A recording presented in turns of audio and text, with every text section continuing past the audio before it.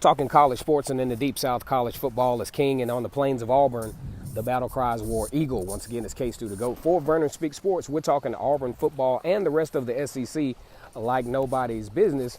Want to give a shout out to my fearless and true gang, War Eagle. We're talking Georgia football today. And see, here's the thing. I was thinking about Georgia football's schedule.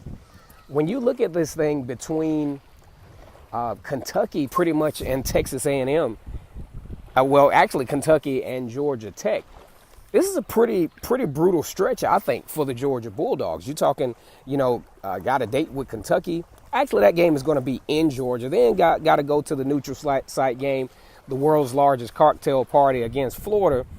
But then you got Missouri coming to town, which I think Missouri is going to be much improved. They're going to have a pretty decent quarterback in Kelly Bryant, who led Clemson to a college football playoff, subsequently losing that game 24-6 to Alabama when he was able to make it.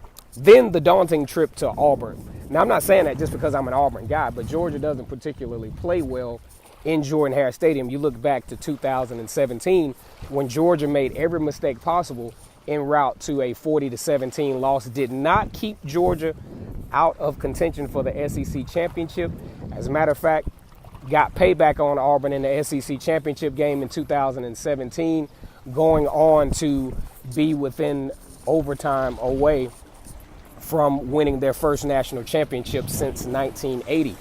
The game that really stands out to me when I look at this stretch, though, is Texas A&M.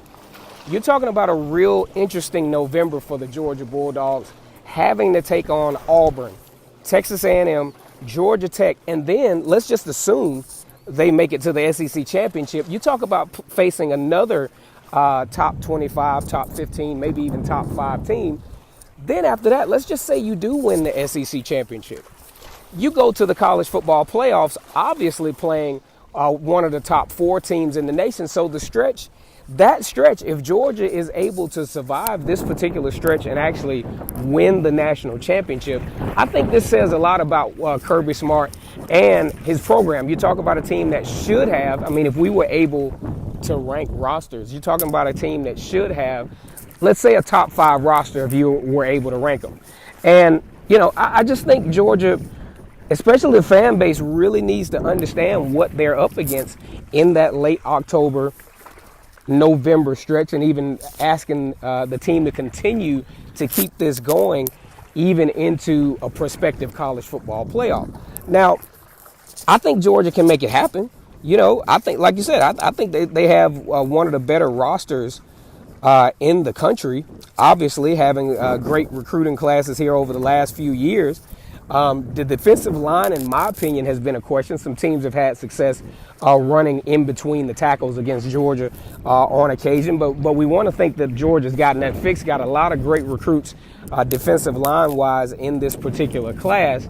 So if Georgia actually, they definitely have the players to make this happen. You talk about Jeremiah Holloman that's coming back, got a really nice pickup from Alabama, Hoover High School, and George Pickens, who's going to help solidify some depth at the wide receiver position in the absence of Riley Ridley, who surprisingly decided to go to the NFL a little earlier than we expected.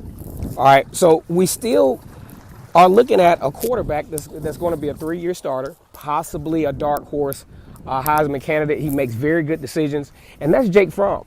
He has led this team to 2 consecutive SEC championship games, winning 1 over Auburn. Led a nice run in the college football playoff as a freshman. You can't take anything away from Jake Fromm, who will be playing football on Sundays in the near future. You also look at a very solid offensive line for the Georgia Bulldogs coming into 2019.